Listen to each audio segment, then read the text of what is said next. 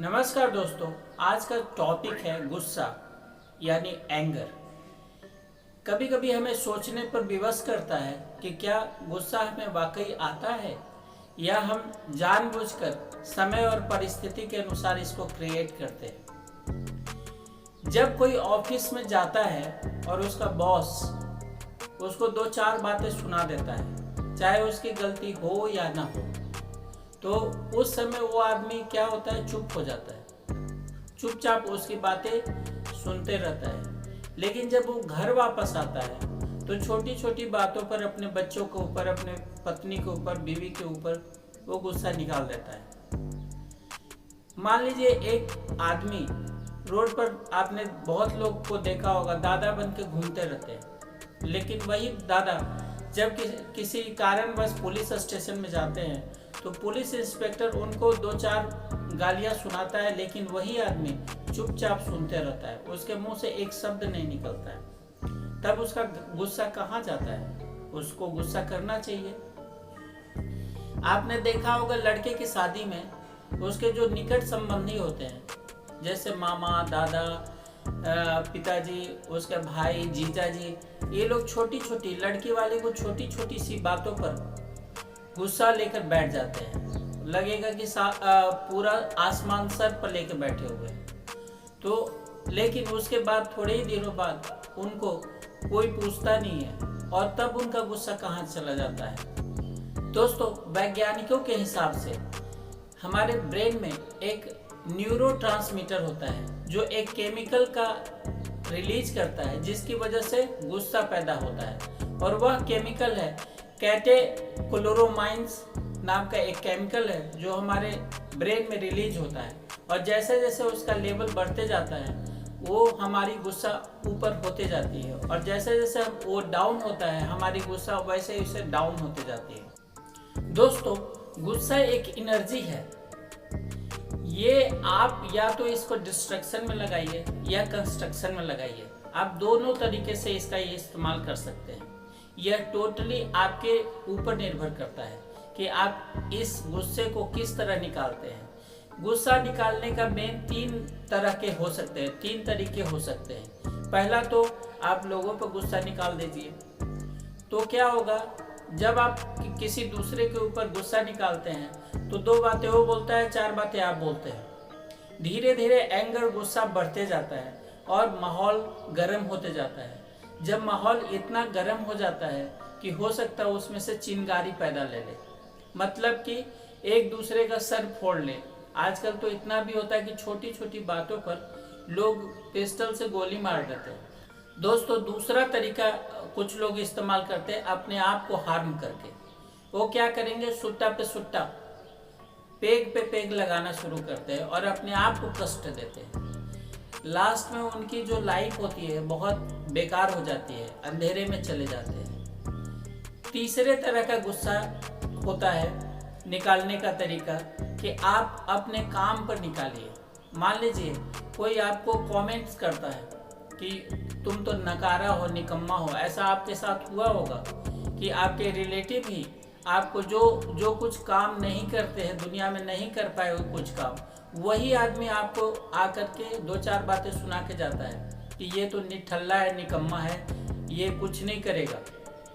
उस गुस्सा को जवाब देने की ज़रूरत नहीं है दोस्तों। उस गुस्से को आप दिल में रखिए, दिमाग में रखिए और उस गुस्से को काम पर लगाइए, और ऐसे काम पर लगाइए ताकि वो गुस्सा आप कुछ कर पाए, जिंदगी में कुछ बन जाए। और उसका जवाब उनके लिए वही है। अगर आप कुछ कर जाते हैं, कुछ कामयाब हो जाते हैं, उस समय वही आदमी आपकी प्रशंसा करता है और उनको वो बातें पहले वाली याद भी होती है। ऐसा नहीं है कि वो भूल जाएंगे, लेकिन उनका मुंह बंद हो जाता है। तो ये सबसे बेहतर तरीका है गुस्सा निकालने का। दोस्तों, गुस्सा होने का कुछ रीजन होता है।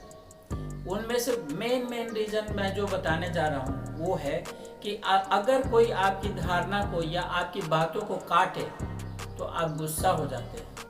दोस्तों, आप अच्छा करें और सामने वाले आपके साथ बुरा करें, तब भी एक अमूमन है कि आपके दिमाग में गुस्सा आ जाएगा। दोस्तों, तीसरा जो सबसे बड़ा रीज़न है हम एक क्या करते हैं, एक सेल्फ इमेज, अपना एक सेल्फ इमेज तैयार कर लेते हैं। और वो इमेज हो सकता है किसी कोई पुलिस इंस्पेक्टर हो तो वो पुलिस इंस्पेक्टर का इमेज तैयार करे, कोई डॉक्टर हो तो डॉक्टर का तैयार करे, कोई इंजीनियर हो तो इंजीनियर का तैयार करे। और उसके उस सेल्फ इमेज पर थोड़ी सी भी अगर कोई टच करता है तो उसको गुस्सा आ जाता है, वो सीधे बोलने लगता है, 2 कौड़ी का आदमी, आपकी हिम्मत कैसे हुई जो आप मेरे को ऐसे बोल सकते। दोस्तों, वो भूल जाता है कि वो पद से पहले एक इंसान है। दोस्तों, कहीं कहीं गुस्सा करना बहुत जरूरी होता है। अब मान लीजिए आपका बच्चा कुछ गलत काम कर रहा है और आप उस समय, ऐसा नहीं हो सकता कि आप गुस्सा ना करें। यह गुस्सा उसके बेहतरी के लिए है, ऐसा नहीं कि उसके हानि के लिए है। उसको आप बेहतर जिंदगी और बेहतर भविष्य देने के लिए उस पर गुस्सा कर रहे हैं। लेकिन हमेशा ऑलवेज 24 आवर, जब सो के उठे तब भी, जब सोने जाए तब भी, और पूरा दिन तो है ही, हमेशा गुस्सा करते रहना, ये आपके लिए हानिकारक है, ये बॉडी के लिए हानिकारक होता है। अगर आप ऐसे रहेंगे, ऐसे ही गुस्सा करते रहेंगे तो आपके रिलेशन टूट जाएंगे, आपके रिलेशन कमजोर हो जाएंगे। दोस्तों, कभी कभी गुस्सा करने से नौकरियां तक चली जाती है।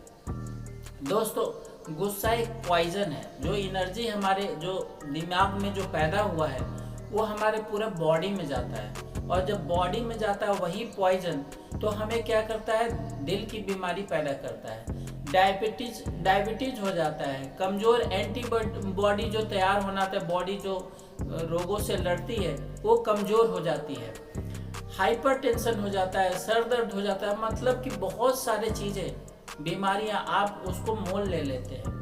तो जब आप ऐसा लगे कि मैं दूसरे को बर्बाद करने के लिए गुस्सा कर रहा हूँ, तो पहले खुद के बारे में सोचिए कि क्या यही गुस्सा कहीं हमें तो नहीं जला रहा है, यही गुस्सा कहीं हमें तो नहीं बर्बाद कर रहा है। दोस्तों, गुस्सा को कंट्रोल करना बहुत जरूरी है। अगर आप इसको कंट्रोल नहीं करते हैं तो ये दूसरे को नुकसान कम पहुंचाएगा, आपको ज्यादा नुकसान पहुंचाएगा। कुछ गुस्सा को कंट्रोल करने के सबसे बेहतर तरीके ये है कि पहले आप अपने आप से पूछिए, अपने आप से एक क्वेश्चन पूछिए कि क्या मेरा ये गुस्सा करना बहुत जायज़ है, क्या ये मेरा ज़रूरी है कि मैं अभी गुस्सा करूं, क्या हम सामने वाले की तकलीफ को नहीं समझना चाहते हैं।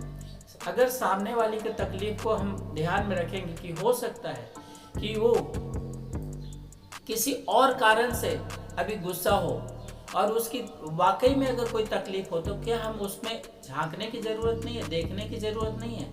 क्या हम भी इंस्टेंटली गुस्सा, अगर कोई बीमार है इसका मतलब हम भी बीमार पड़ जाए। गुस्सा एक बीमारी है और उससे दूर रहेंगे तो ज़्यादा बेहतर है। दोस्तों, दूसरा उपाय है, अगर कुछ बोल रहे हैं उससे पहले सोचिए। अगर किसी को बोलने से कोई तकलीफ हो रही है तो आप उस वर्ड का, उस सेंटेंस का इस्तेमाल मत कीजिए, क्योंकि वो भी एक इंसान है, वो भी एक सामने वाला आपके जैसा ही है। दोस्तों, जब गुस्सा आए तो एक लंबी गहरी सांस लीजिए। इससे क्या होता है, जो ब्रेन में जो केमिकल बन रहा है वो थोड़ी सी ऑक्सीजन उसको मिलेगा और वो कम डाउन होगा, कूल डाउन होगा। दोस्तों, चौथा तरीका है कि आप जब गुस्सा आए तो 1 से लेकर 10 तक धीरे धीरे मन में काउंट करिए। क्योंकि हो सकता है, इससे क्या होता है कि हम जब, एक एग्जाम्पल बताते हैं, जब हम तेज रफ्तार में बाइक चला रहे होते हैं तो हमें जब कोई सामने एकाएक आ जाता है तो हमें वो डिले टाइम नहीं मिलता है, हम एक्सीडेंट कर बैठते हैं। लेकिन अगर वही गाड़ी अगर स्लो स्पीड में जा रही है तो हम आगे जज कर पाते हैं और हमें टाइम मिल जाता है ताकि हम ब्रेक और सब चीज़ लगा करके हम रुक जाए। गुस्सा के साथ भी वैसे ही है। अगर इंस्टेंटली आप बढ़ते जा रहे हैं, वो आर्गुमेंट पर आर्गुमेंट करते जा रहे हैं, तो क्या होगा, हीट पैदा होगा, और हीट पैदा होगा तो वहाँ झगड़ा पैदा हो जाएगा। तो अगर आप 1 से लेकर 10 तक आप जब काउंट करेंगे तो उसमें एक डिले हो जाएगा और आपका ब्रेन ये समझने लगेगा इस आदमी से ज़्यादा बहस करने की ज़रूरत नहीं है। 5वां तरीका है कि जब भी आप गुस्सा हो आप उस गुस्से को छोड़ के थोड़ा कहीं और ध्यान लगाइए, किसी और क्षेत्र में सोचिए।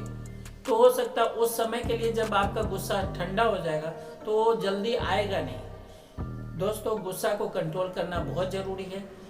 ये इतना इजी भी नहीं है कि आप अपने आप गुस्से को कंट्रोल कर पाए। एक कहानी था द्रोणाचार्य और युधिष्ठिर की। वो द्रोणाचार्य अपने शिष्यों को पाठ पढ़ा रहे थे।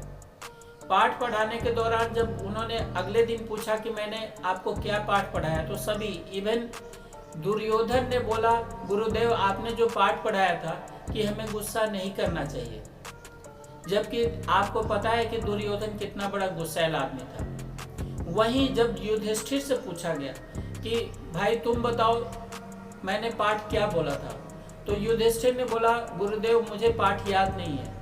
इस पर गुरुदेव गुस्सा हो गए कि एक छोटी सी पाठ जो एक बच्चा बता सकता है, तुम बोलता है कि मुझे पाठ याद नहीं है। इस पर युधिष्ठिर जी का जो जवाब था उसको सुन करके गुरुदेव गदगद हो गए, उनकी आंखों से आंसू आ गए। उनका जवाब था, गुरुदेव अब भी मेरे साथ ये भाई जो 100 ये भाई ये कौरव और 5 पांडव जो मेरे भाई हैं, वो मेरे साथ शैतानियाँ करते हैं, मुझे गुस्सा आ ही जाता है। तो मैं कैसे बोलूँ कि मैंने पाठ याद कर लिया है, अभी भी मुझे गुस्सा आता है। तो दोस्तों, इस पर द्रोणाचार्य ने सुन करके उन्हें गले लगा लिया, क्योंकि जो भी हम काम करते हैं अगर दिल से करते हैं, अगर दिमाग में बैठा लेते हैं और उसको अच्छा से जब हम पूरा करते हैं, तभी जाके हम पूरी तरह पाठ याद कर पाते हैं। दोस्तों, गुस्सा आता है मैं मानता हूँ, लेकिन उसको कंट्रोल करने की ज़रूरत है और इसको कम डाउन नीचे लाइए। और हर बात में 24 घंटा गुस्सा करने की कोई ज़रूरत नहीं है, क्योंकि ये आपको ही हानिकारक होगा। अगर दोस्तों, इसी के साथ मैं अपना वीडियो आज के लिए ख़त्म करता हूँ। अगर आपको ये वीडियो अच्छा लगे तो काइंडली इसको सब्सक्राइब कर दीजिए, लाइक कीजिएगा और शेयर करना नहीं भूलिएगा, क्योंकि अगर ये लाइट किसी और के ज़िंदगी में जाएगा तो हो सकता है उसको थोड़ी सी सद्बुद्धि मिले और वो अपनी ज़िंदगी बेहतर बना पाए। इसके साथ धन्यवाद।